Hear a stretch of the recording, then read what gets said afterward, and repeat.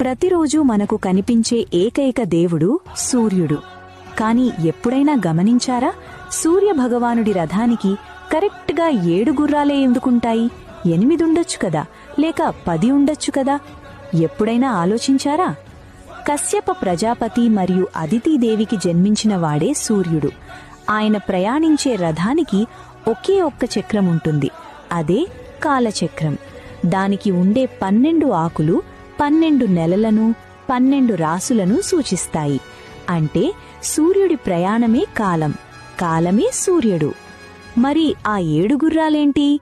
వేదాల ప్రకారం అవి గాయత్రి, బృహతి, ఉష్ణిక్, జగతి, త్రిష్టుప్, అనుష్టుప్, పంక్తి. ఇవి సప్త ఛందస్సులు.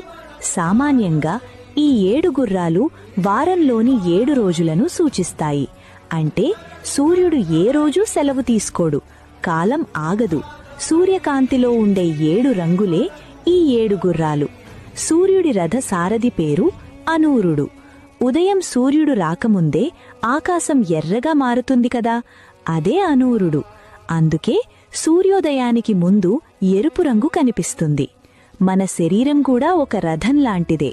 మనలోని 5 ఇంద్రియాలు కళ్ళు, ముక్కు, చెవులు, నాలుక, చర్మం, మనస్సు, బుద్ధి, ఈ 7ంటిని ఆ 7 గుర్రాలతో పోలుస్తారు. వాటిని అదుపులో ఉంచుకొని ప్రయాణం చేయాలి.